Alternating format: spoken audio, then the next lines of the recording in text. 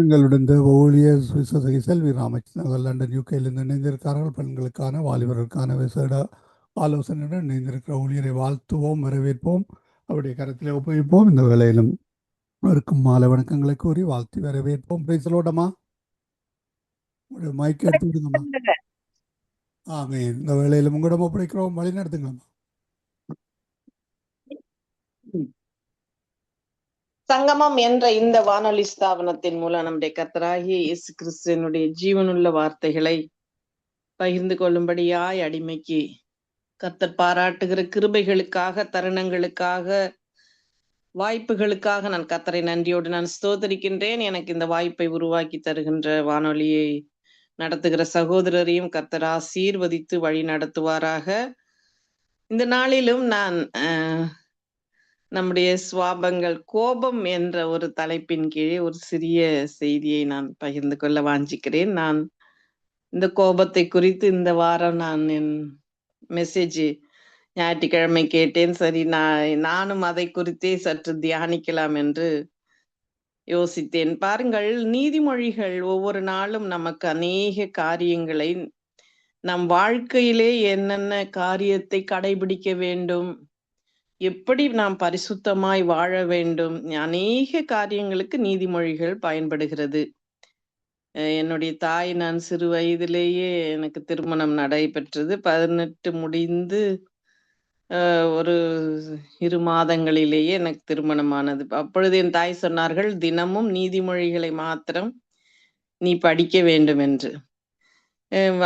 அந்த நாட்களிலே தனி பைபிள் ஒவ்வொருத்தருக்கும் இருந்தது கூட சாத்தியமில்லை.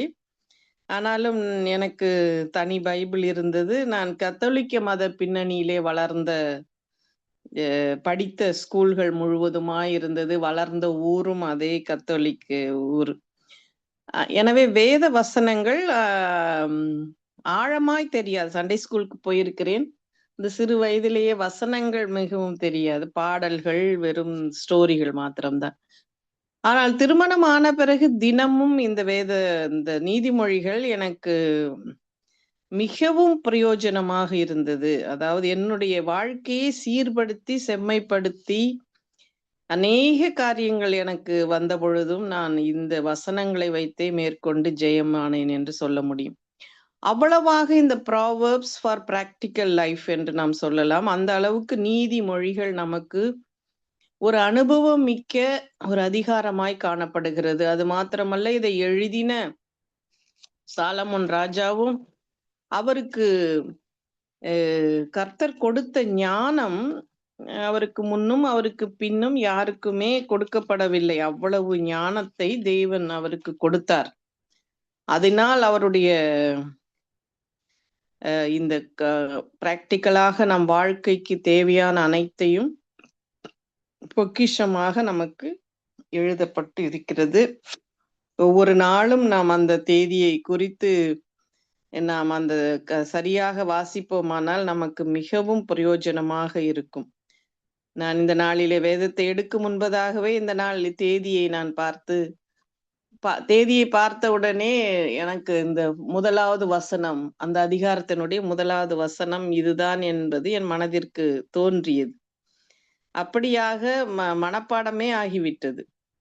நான் அதை ஏன் சொல்கிறேன் என்றால், அதைப்படி நாம் வாழ்க்கையை சீர்படுத்தி கொள்ள வேண்டும். இந்த நாளிலே என்ன வசனம் எனக்கு பேசுகிறதோ, நான் வாசித்த பொழுது இந்த நாளிலே நான் அந்த 27ஆம் அதிகாரத்திலே ஒரு வசனத்தை வாசித்து நான் கோபம் என்ற தலைப்பின் கீழே ஒரு செய்திக்கு கடந்து போகிறேன். பாருங்கள், நீதிமொழிகள் 27ஆம் அதிகாரத்தை நான் இந்த நாளிலே வாசித்த பொழுது 11வது வசனம், என் மகனே, என்னை நிந்திக்கிறவர்களுக்கு நான் உத்தரவு கொடுக்கத்தக்கதாக நீ ஞானவானாகி என் இருதயத்தை சந்தோஷப்படுத்து என்ற வசனம் எனக்கு மிகவும்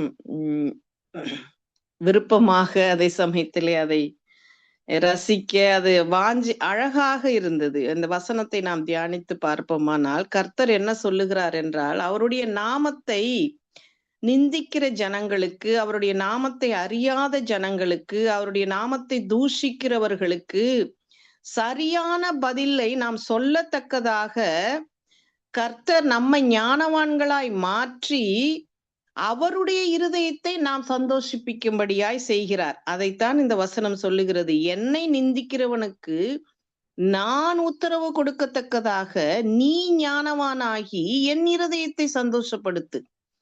இந்த வசனத்திலே அநேக காரியங்கள் இருக்கிறது. அதை நாம் அழகாய் புரிந்து கொள்ள வேண்டும். கர்த்தரை நிந்திக்கிற ஒரு மனிதனுக்கு கர்த்தர் எப்படி உத்தரவு சொல்லுவாரோ அதுபோல நாம் உத்தரவு சொல்வதற்கு நமக்கு ஒரு ஞானம் தேவை அல்லவா? எப்படியாக இந்த நாளிலே எத்தனையோ விதத்திலே கர்த்தரை நிந்திக்கிறார்கள், அவமானப்படுத்துகிறார்கள், அவதூறாய் பேசுகிறார்கள், நம்மையே பேசுகிறார்கள். அப்படிப்பட்டவர்களுக்கு நாம் சரியான உத்தரவு பதில்கள் சொல்லக்கூடிய அளவிற்கு நாம் வசனத்திலே தேறினவர்களாய், ஞானத்திலே தேறினவர்களாய் நாம் இருக்க வேண்டும். அப்படி நாம் ஞானவான்களாய் இருக்கும் பொழுது யாருடைய இருதயம் சந்தோஷப்படுகிறது? தேவனுடைய இருதயம், அவருடைய இருதயம் சந்தோஷப்படுகிறது. ஆமேன். அப்படியா இந்த கோபம் என்ற சுவாபம் அநேக வசனங்களிலே வேதத்திலே நமக்கு நன்மைக்காக எழுதப்பட்டு இருக்கிறது. நான் அந்த வசனங்கள் ஒரு சிலவற்றை வாசித்து நாம் அதை குறித்து தியானிக்கலாம் என்று நான் யோசிக்கிறேன். ஏனென்றால் கோபம் வருவது எல்லாருக்கும் வரும். அது டக்கென்று வரும், மெதுவாக வரும், வைராக்கியமாக அநேக நாட்களுக்கு அந்த கோபம் இருதயத்திலே மறைந்தும் இருக்கும்.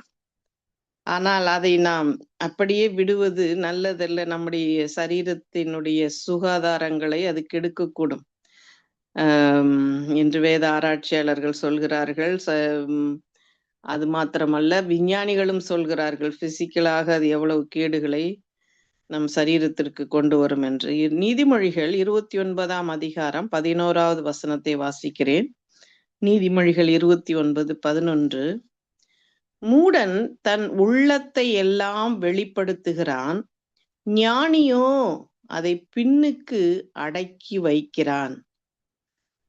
அதாவது ஒரு கோபம் வந்த மாத்திரத்திலே என்னுடைய வாழ்க்கையினே அனுபவத்தையே நான் இதற்கு உதாரணமாக சொல்லலாம்.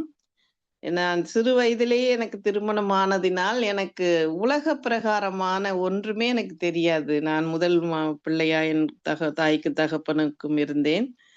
மிகவும் செல்லமாக செழிப்பாக என் தாய் தகப்பன் இருவரும் ஆசிரியர்கள். அதனால் பண கஷ்டமோ எந்த விதமான கஷ்டங்களோ நான் அனுபவித்ததில்லை. இன்னும் சொல்ல போனால் பார்த்தது கூட இல்லை. அப்படியாக நான் வளர்ந்த பொழுது திருமணமான பிறகு அநேக என்னுடைய மதரின்லா அவர்கள் இப்பொழுது இல்லை, ஆனால் என்னை குறித்து அநேக சாட்சிகளை அவர்கள் பின்பு சொன்னார்கள். இங்கு லண்டன் இருமுறை வந்த பொழுதும் அவர்களுடைய பேச்சுக்கள் எனக்கு ஒன்றுமே அறியாதவைகளா இருந்தது. என்னுடைய கணவர் எனக்கு அதிகமாக சப்போர்ட் செய்தார். ஆனாலும் அந்த கோபத்திலே உள்ளத்தில் உள்ளதெல்லாம் வெளிப்படுத்தப்படுகிறது. ஒரு மனிதன் கோபப்படும் பொழுது என்ன நடக்கிறது என்றால், அவர்கள் சாதாரணமான ஒரு சுவாபமா இருக்கிற பொழுது அவர்களுக்கு அந்த காரியங்களை வெளிப்படுத்த மாட்டார்கள். அது உள்ளத்திற்குள்ளேயே மறைந்து இருக்கிறது. அநேக வெறுப்புகள், கசப்புகள், காரியங்கள் மறைந்து உள்ளத்திலே இருக்கும். ஆனால் அந்த நேரம், ஒரு சில நேரங்கள் வரும் பொழுது அந்த உள்ளத்திலே இருக்கிற அவ்வளவு குமரல்களையும் கோபங்களையும் அப்படியே கொட்டுவார்கள். அந்த கொட்டுது என்றால் அது நான் என் பிறகு திருமணமான பிறகுதான் இதையெல்லாம் நான் பார்த்தேன். என் தகப்பனார் கோபப்படுகிற ஒரு மனிதன் தான், ஆனால் அது வேறு விதமான கோபம். பிள்ளைகளை சிட்சிக்கிறது, பிள்ளைகளை கண்டிக்கிறது, ஒழுக்கப்படுத்துவது, இப்படியான கோபங்களை தான் நான் பார்த்திருக்கிறேன்.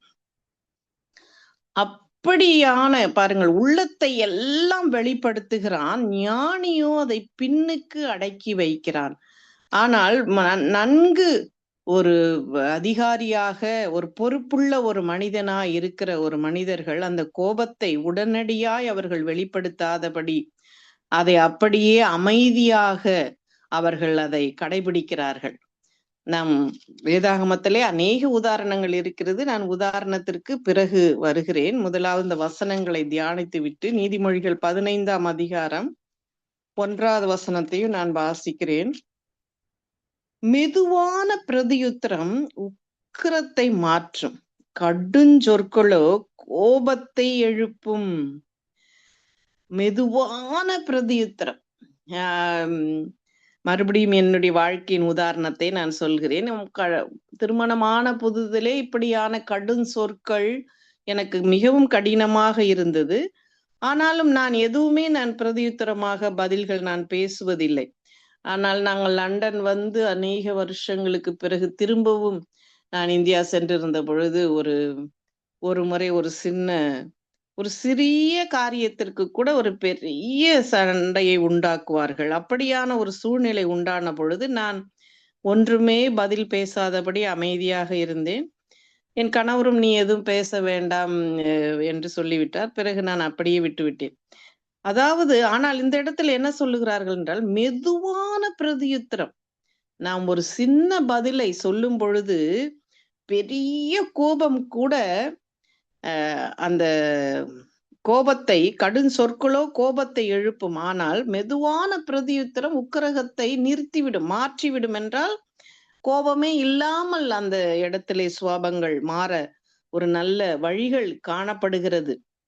ஆனால் கோபம் கொண்ட ஒரு மனிதனோடு திரும்பவும் திரும்பவும் நாமும் கடுமையான வார்த்தைகளை பேசுவோமானால் அங்கு இன்னும் கோபம் எழும்பும் என்றால் கோபம் அதிகரிக்க கூடும்.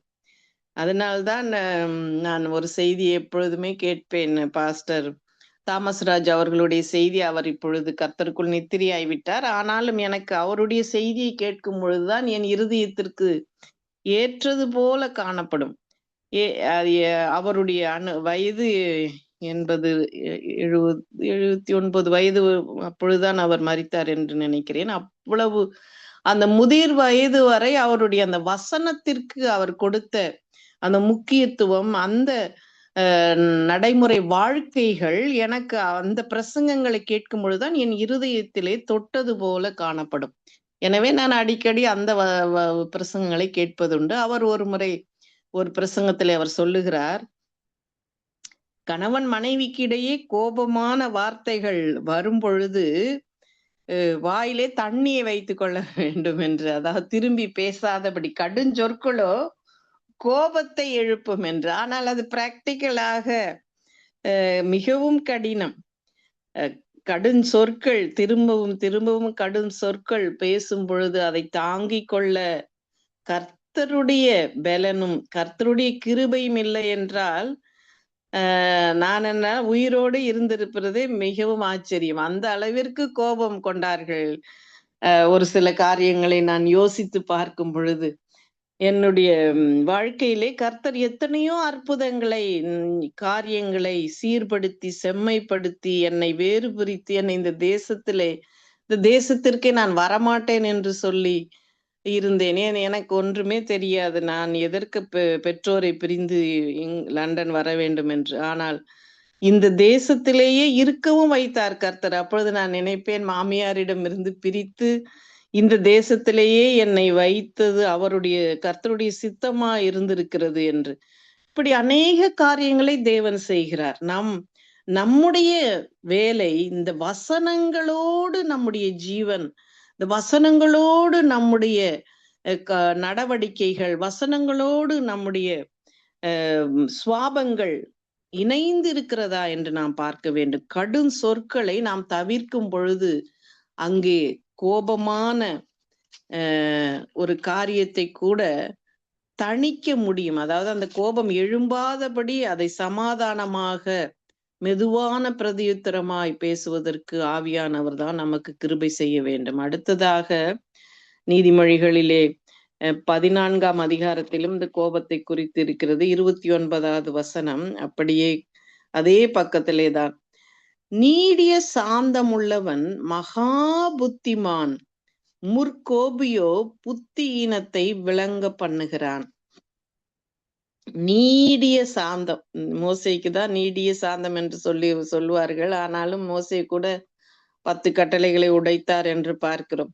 நீடிய சாந்தம், இந்த நீடிய சாந்தத்தை பெற்றுக்கொள்வது மிகவும் கடினம். நானும் கோபப்படுகிற ஒரு பெண் தான். நான் கோபமே படாத ஒரு ஸ்திரீ என்று நான் சொல்லவே முடியாது. ஆனால் நமக்கு வேதம் என்ன சொல்லுகிறது?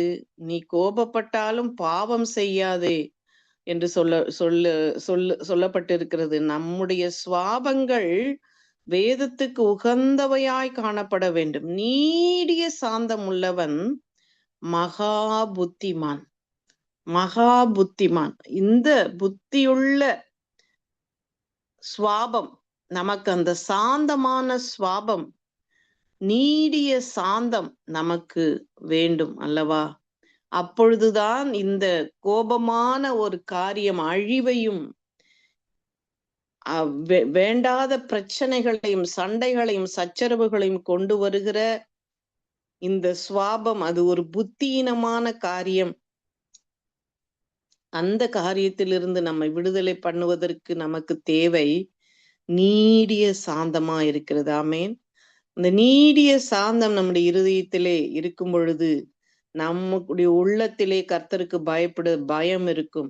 அப்படிப்பட்ட பயம் நம்முடைய உள்ளத்திலே வரும் பொழுது அங்கு ஜீவ ஊற்று வரும். அது மாத்திரமல்ல, மரண கண்ணிகளுக்கு நாம் தப்ப முடியும் என்று அதற்கு மேலே உள்ள வசனங்களை நாம் பார்க்கிறோம். எனவே சுஸ்த மனம் உடலுக்கு ஜீவன். அப்படி என்றால் ஒரு மனிதன் ஆரோக்கியமாக வாழ்வதற்கு நல்ல ஒரு மனசு இருக்கணும். சுஸ்த மனம் எவ்வளவு அழகான ஒரு வார்த்தையாய் காணப்படுகிறது. ஒரு சில மனிதர்களுடைய முகத்தை பார்க்கும் பொழுதே கோபமும் எரிச்சலும் நிறைந்து அப்படியே இருப்பார்கள். எனக்கு அப்படியெல்லாம் என்னால் இருக்கவே முடியாது. நான் அடிக்கடி அதிகமாய் சிரித்து சந்தோஷத்தோடு இருக்கிற சுவாபம் தான் எனக்கு பிடிக்கும். அந்த ஒரு கோபத்தோடு அந்த முகங்களை வைத்து கொண்டு திரிகிறவர்களை நான் பார்த்திருக்கிறேன், சந்தித்திருக்கிறேன், வாழ்ந்திருக்கிறேன். எப்படி அந்த சூழ்நிலை காணப்படும் என்றால், அவர்களுடைய அந்த கோபத்தோடு எரிச்சலோடு அந்த வீட்டிற்குள்ளேயே இருந்து கொண்டு மற்ற அவர்களுடைய அந்த மனதையும் பாதிக்கக்கூடியதாய் காணப்படும். மற்றவர்களுடைய அந்த சுவாபம், அந்த முற்கோபமும் ஒரு பொறாமை, ஒரு எரிச்சலோடு அவர்கள் இருக்கும் பொழுது அந்த குடும்பத்துக்குள்ளேயே நமக்கு ஒரு சந்தோஷமான ஒரு சூழ்நிலை அங்கு இருக்காது. அந்த ஒருவருடைய அந்த கோபத்தினால் அந்த குடும்பத்திற்குள்ள உள்ள என்வாயர்மெண்ட், அந்த சூழல்கள் முழுவதும் எல்லாருக்கும் அது பாதிப்பை கொண்டு வருகிறதாய் காணப்படும். ஆனால் அந்த கோபம் இல்லாதபடி நாம் சாந்தமுடையவர்களாய் இருக்கும் பொழுது அந்த சொஸ்த மனம் நம்முடைய உள்ளத்திலே அது உண்டாகிறது அல்லவா? சொஸ்த மனம் என்னத்தை நமக்கு தருகிறது? நம்முடைய உடலுக்கு ஒரு ஆரோக்கியத்தையும் ஜீவனையும் அது உண்டாக்குகிறதாய் காணப்படுகிறது. அடுத்ததாக நாம் மோசேயை குறித்து நான் சொன்னேன். மோசே கர்த்தர் எவ்வளவாய் ஒரு தேவனே யோபுவை குறித்து சொன்னது போல மோசே குறித்து அவர் சாந்தத்துக்கு உதாரணமாய் நாம் பார்க்கிறோம். கர்த்தர் ஆண்டவராக இயேசு கிறிஸ்து மத்தேயு 21ஆம் அதிகாரத்திலே 12ஆம் வசனத்திலே ஒரு வசனத்தை வாசிக்கிறேன். மத்தேயு 21ஆம் அதிகாரம் 12வது வசனத்திலே ஆலயத்தை அவர் சுத்திகரிக்கும் பொழுது அவர் கோபப்பட்டார்.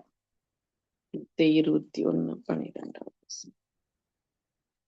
இயேசு தேவாலயத்தில் பிரவேசித்து ஆலயத்திலே விற்கிறவர்களையும் கொல்லுகிறவர்களும் ஆகிய யாவரையும் வெளியே துரத்தி காசுக்காரருடைய பலகைகளையும் புறா விற்கிறவர்களின் ஆசனங்களையும் கவிழ்த்து என்னுடைய வீடு ஜப வீடு எனப்படும் என்று எழுதியிருக்கிறது, நீங்களோ அதை கள்ளர் குகையாக்கினீர்கள் என்றார்.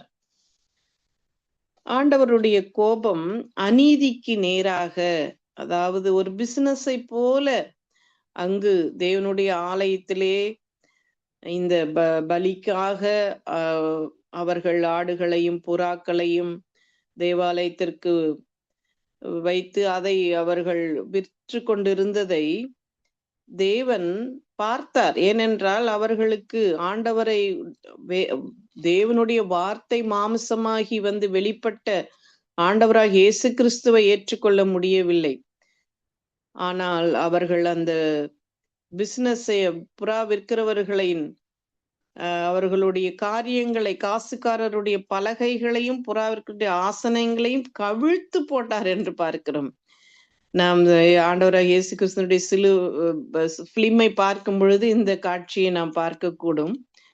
கர்த்தர் அப்படியாக வெறுக்கிறார் அந்த தவறுகளுக்காக கோபப்படுவது. நான் 1வது வசனத்தை நீதிமொழிகள் 27ஆம் அதிகாரத்திலே 11வது வசனத்தை வாசித்த பொழுது நான் சொன்னேன், அவருடைய நாமத்தை நிந்திக்கிறவர்களுக்கு, கர்த்தருடைய நாமத்தை நிந்திக்கிறவர்களுக்கு கர்த்தர் எப்படி உத்தரவு சொல்லுவாரோ அப்படி நாம் உத்தரவு சொல்ல வேண்டும். அதற்கு நாம் ஞானவானாக வேண்டும். அது மாத்திரமல்ல, அப்பொழுது அவருடைய இருதயம் சந்தோஷமாய் ஆகிறது. அப்படிப்பட்ட நீதிக்காக வைராக்கியமாய் நாம் கோபப்படத்தான் வேண்டும். கர்த்தர் ஆண்டவராக இயேசு கிறிஸ்து இந்த இடத்திலே எதற்கு கோபப்பட்டார்? அநீதிக்கு நேராக. இருதயம் சுத்திகரிக்கப்படவில்லை, ஆனால் பலிக்காக அவர்கள் செய்கிற அந்த பிசினஸ் மிகவும் சரியாக அவர்களுக்கு காணப்பட்டது. ஆனால் தேவனுக்கு முன்பதாக அவர்களுடைய இருதயம் சரியில்லை என்பதை தேவன் இந்த இடத்திலே வெளிப்படுத்தி அங்கு ஆண்டவராக இயேசு கிறிஸ்து கோபப்படுகிறார். இன்னும் வேதத்திலே நாம் கோபப்படுகிற மனிதர்களை நாம் பார்க்கும் பொழுது ஆதியாகமம் 4ஆம் அதிகாரம் 5வது வசனத்திலே வாசிக்கிறேன். ஆதியாகமம் 4ஆம் அதிகாரம் 5வது வசனத்திலே, காயினையும் அவன் காணிக்கையும் அவர் அங்கீகரிக்கவில்லை. அப்பொழுது காயினுக்கு மிகவும் எரிச்சல் உண்டாகி அவன் முக நாடி வேறுபட்டது. கோபம் கொண்டாலே அந்த முகம் அப்படியே மாறிவிடும்.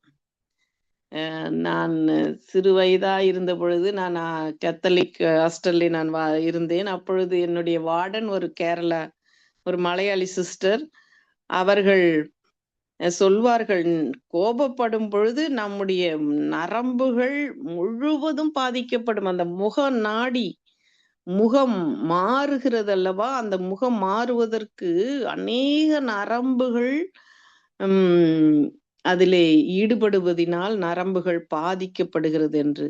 அடிக்கடி தன் இருதயை கடினப்படுத்துகிறவன் சகாயமின்றி சடுதியில் நாசமடைவான் என்றே நீதிமொழிகளிலே ஒரு வசனத்தை நாம் வாசிக்கிறோம். எனக்கு சரியாய் ஞாபகம் எந்த வசனம் என்று தெரியவில்லை, ஆனால் வசனம் மட்டும் மனப்பாடமாய் இருக்கிறது. பாருங்கள், அந்த முக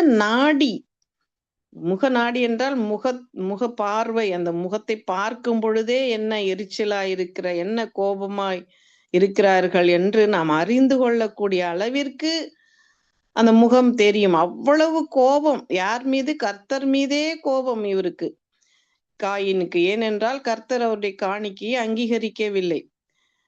அதற்காக கர்த்தர் மீது கோபப்பட்டால் யாருக்கு நஷ்டம்? நமக்கு தானே நஷ்டம் என்பதை அறியாதபடி வாழ்ந்த ஒரு காயினாய் காணப்படுறார். எனவே நாமும் கூட வாழ்க்கையிலே இந்த கோபம் என்ற சுவாபத்தினால் அழிவும் நம்முடைய சரீரமும் அதனால் அநேக பாதிப்புகளை உண்டாக்குகிறது. சவுல் கூட தாவீதை கொல்வதற்காக எத்தனை விதத்திலே கோபப்பட்டு எத்தனை விதமான பின்தொடர்ந்து போய் அநேக காரியங்களை செய்தார் என்று நாம் பார்க்கிறோம். ஆனால் நான் யோனாவை குறித்து சொல்லி நான் முடிக்க விரும்புகிறேன். யோனா கோபப்பட்டார். யோனா கோபப்பட்டதை நான் நினைக்கும் பொழுது என்னுடைய மகன் இப்பொழுது அடிக்கடி இந்த யோனா ஸ்டோரியை தான் பார்ப்பார். ஆனால் யோனா ஸ்டோரியை நாம் பார்க்கும் பொழுது அதுல இந்த சம்பவத்தை அவர்கள் போட்டிருக்க மாட்டார்கள். யோனாவுக்கு கடைசியாக யோனா 4ஆம் அதிகாரம் 1வது வசனத்தை நான் வாசிக்கிறேன்.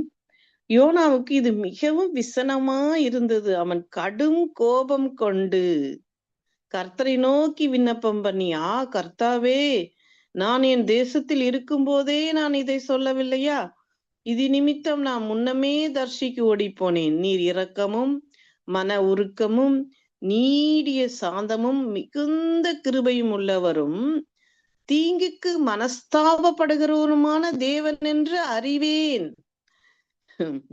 யோனா கோபப்பட்டாலும் கர்த்தருடைய பண்புகளை மிகவும் அழகாக இங்கு விளக்குகிறார். ஆண்டவர் எப்படி சவுலை பவுலாக மாற்றி நமக்கென்று பிரஜாதிகளுக்கென்று நான் தெரிந்து கொண்ட பாத்திரம் என்று அனனியாவிடம் சாட்சி சொல்லுவது போல யோனாவையும் தேவன் தெரிந்து கொள்ளுகிறார். நீ போய் அந்த நினிவே ஜனங்களுக்கு சொல்லு, பிரசங்கம் பண்ணு, நீ ஞானவானா இருக்கிறாய், உனக்கு அந்த வசனத்தை சொல்லுகிற தாளந்துகள் இருக்கிறது, அதை சொல்லு என்று சொல்லி அவர் சொல்லியும் அவரை போகாமல் தர்சீசுக்கு போனார். ஆனாலும் மீனை வைத்தார் தேவன். மறுபடியும் கர்த்தர் எத்தனையோ பெரிய காரியங்களை செய்தும் கர்த்தருடைய பார்வையிலே அந்த தேசம் அழிய வேண்டும் என்று விரும்பி கொண்டிருந்தார் யோனா. ஆனால் கர்த்தர் அவனுக்கு பாடம் கற்பிக்கிற ஒரு பாடத்தை இந்த அதிகாரத்திலே நாம் பார்க்கிறோம். ஒரு ஆமணக்கு செடி அழிந்து ஒரே ராத்திரியிலே முளைத்து ஒரு ராத்திரியிலே அழிந்து போனதுமான ஆமணக்குக்காக நீ பரிதபிக்கிறாயே, வலதுகைக்கும் இடதுகைக்கும் வித்தியாசம் அறியாத 124,000 பேருக்கு அதிகமான மனுஷரும் அநேக மிருக ஜீவன்களும் இருக்கிற மகா நகரமாகிய நினிவேக்காக நான் பரிதபியாமல் இருப்பேனோ என்றார். ஆமென். நம்முடைய தேவன் எப்படிப்பட்டவர்? தீங்குக்கு மனஸ்தாபப்படுகிறவர், இரக்கத்திலே ஐஸ்வர்யம் நிறைந்தவர், கிருபையிலே அவரை போல கிருபை மிகுந்த தெய்வன் ஒருவரும் இல்லை. ஒவ்வொரு நாளும் அப்படி கிருபை புதிதா இருக்கிறது. மகா இரக்கமும் மகா உருக்கமும் நிறைந்த தெய்வம். அன்பின் அகலமாழம் உயரம் என்னதென்று அறிவிக்கட்டாத அன்பினால் பாவிகளை நேசிக்கிற பரிசுத்தர். ஆமேன். அவர் நினிவே ஜனங்களின் சென்சஸை எடுத்து சரியாக வைத்திருக்கிறார். யோனாவுக்கு நம்பர் எத்தனை ஜனங்கள் அங்கு வாழ்ந்திருக்கிறார்கள் என்று தெரியாது. ஆனால் கர்த்தர் சொல்லுகிறார் 1,20,000 பேர், 1,20,000 பேருக்கும் அதிகமான மனுஷர் அங்கு இருக்காங்க. அவங்களுக்காக நான் மனஸ்தாபப்படாமல் இருப்பேனோ என்று சொல்லி ஒரு நல்ல பாடத்தை கற்பிக்கிறார். கோபம், எரிச்சல் நமக்கு சில நேரம் வரும். ஆனால் அது தேவனுக்கு விரோதமான கோபமாக எரிச்சலாக இருக்காதபடி நாம் பார்த்து கொள்ள வேண்டும். ஆமென். நான் கூட என்னுடைய மகனுக்கு சுகமாக பேசாதிருந்த நாட்களில் நான் கேட்பேன், அழகான பிள்ளையை கொடுத்து உள்ளுக்குள்ளே ஒரு குறை வைத்து விட்டீரே என்று கேட்ட நாட்கள் இருக்கிறது. நான் கோபம் கொள்ளவில்லை, ஆனால் கேள்வி கேட்டுக்கொண்டு இருப்பேன். ஆனால் தேவன் அநேக வசனங்களோடு செப்பனியா யோவேல் தீர்க்கதரிசி வசனத்திலே கூட தேசமே நீ பயப்படாதே, மகிழ்ந்து களிகூறு, கர்த்தர் பெரிய காரியத்தை செய்வார் என்று சொன்னார். அப்படி ஒவ்வொரு நாளும் எனக்கு கர்த்தருடைய வசனங்கள் என் வாழ்க்கையிலே அவைகள் வெளிச்சமாக, வழிகாட்டியாக, என்னை செம்மைப்படுத்துகிறதாக, எனக்கு என் பாதையை நடத்துகிறதாய் காணப்பட்டது. நம் வாழ்க்கையிலே நம்முடைய சுவாபங்கள் நம்மை நடத்த வேண்டும். அப்படிப்பட்ட சுவாபங்கள் தேவனை மகிமைப்படுத்த வேண்டும். யோனாவுக்கு நல்ல பிரசங்க திறமை இருந்தது. பிரசங்கித்தார், மனம் திரும்பினார்கள். ஆனால் தேவனுடைய நியாய தீர்ப்பு வரும் என்று காத்திருந்தார். ஆனால் அதிலே கூட தேவன் தம்முடைய இரக்கத்தை காண்பித்தார். இந்த நாளிலே நாம் வாழ்கின்ற இந்த பூமியிலே நமக்கு கிடைத்த இந்த நாட்களிலே கர்த்தருக்கு பிரியமான ஜீவியம் ஜீவிக்க நாம் வாலிபர்களாக இருக்கலாம், பெண் ஸ்திரீகளாக இருக்கலாம், யாராக இருந்தாலும் நம்முடைய சுவாபங்கள் மிக மிக முக்கியமாய் அது நாம் இருக்கிற குடும்பத்திலே சூழ்நிலையிலே மற்றவர்களை பாதிக்கிறது என்பதை உணர்ந்து நம்முடைய சுவாபங்களை மாற்றிக்கொள்ள வேண்டும். மெதுவான பிரதித்திரம் சொல்கிறவர்களாய், நம்முடைய வாயை ஞானம் விளங்க திறக்கிறவர்களாய், பொறுமையுடையவர்களாய் நாம் காணப்பட கர்த்தர் கிருபை செய்வாராக. நாம் கண்களை மூடி கர்த்தரை நோக்கி நாம் பார்ப்போமா. ஸ்தோத்திரம் தகப்பனே, இந்த நாளுக்காக நாங்கள் நன்றியோடு நாங்கள் ஸ்தோத்தரிக்கிறோம் அப்பா. எங்கள் வாழ்க்கையிலே நாங்கள் அநேக நேர சூழ்நிலைகளிலே தகப்பனே, எப்படி எந்தெந்த சூழ்நிலையிலே எப்படி வாழ வேண்டும் அப்பா, எதை பேச வேண்டும், எதை பேசக்கூடாது என்று எல்லா சூழ்நிலைகளையும் எங்களுக்கு கற்றுத்தந்தவரே உம்மை ஸ்தோத்தரிக்கிறேன், உம்மை துதிக்கிறேன் அப்பா. எங்களுடைய அப்பா உம்முடைய திட்டம் எங்கள் வாழ்க்கையிலே சரியாய் நடைபெறுவதற்காக உமக்கு ஸ்தோத்திரம். சீரும் சிறப்புமாய் செம்மையுமாய் எங்களை நடத்துகிறீரே, அதற்காக உமக்கு ஸ்தோத்திரம் அப்பா. உன்மேல் கண்ணை வைத்து உனக்கு ஆலோசனை சொல்லுவேன், சத்தியத்தின் பாதையிலே உன்னை நித்தமும் நடத்துவேன் என்று சொன்ன வசனங்களின்படி எங்களை நடத்தினீரே, உமக்கு நன்றி. எங்கள் சுவாபங்கள் உமக்கு விருப்பமாய் காணப்படட்டும். அநீதிக்கு நேராய் நாங்கள் கோபப்பட்டு நீதிக்கு நேராய் அமைதியாய் எங்கள் வாழ்க்கையை நடத்துகிறவர்களாய் நாங்கள் காணப்பட நீர் கிருபை செய்யும்படியாய் நாங்கள் ஜெபிக்கிறோம், ஸ்தோத்தரிக்கிறோம் அப்பா. நான் நீதி நிறைந்த உலகத்திலே நீரே எங்களுடைய நீதியாய் இருக்கிறீர். இந்த வேலைக்காக உமக்கு நன்றி. நாங்கள் தவறுதலாய் கோபப்பட்ட சூழ்நிலைகளை எங்களுக்கு மன்னிங்க. எங்கள் அப்பா நரம்புகள் ஒவ்வொரு அப்பா முக நாடிகள் ஒரு நாளும் கோப சுவாபங்களாய் மாறாதபடி சாந்தம் நிறைந்ததாய் சொஸ்த மனம் உள்ளவர்களாய் நாங்கள் ஜீவிக்க என் தேவன் கிருபை செய்யுங்க. வானொலியை கேட்கிற ஒவ்வொருவருக்கும் சொஸ்த மனத்தை கட்டளையிட்டு அவருடைய இருதயத்திலிருந்து ஜீவ ஊற்று புறப்பட நீர் கிருபை செய்யும்படியாய் ஜெபிக்கிறேன், ஸ்தோத்தரிக்கிறேன். வானொலியை நடத்துகிற சகோதரரையும் அப்பா, அவருடைய மனைவி, பிள்ளைகள், பேர பிள்ளைகள் ஒவ்வொருவர் கையிட்டு செய்யும் காரியங்களை நீர் ஆசீர்வதித்து வழி நடத்தி என் தேவனுக்கு உகந்த பாத்திரங்களாய் நீர் எடுத்து பயன்படுத்தி வழி நடத்தும்படியாய் அடிமையின் தாழ்த்தி ஒப்பு கொடுத்து எங்களுக்காக மரித்து உயிர்த்து சதாகாலம் ஜீவிக்கின்ற இயேசுவி நாமத்தினால் ஜெபிக்கிறேன் நல்ல பிதாவே, ஆமேன்.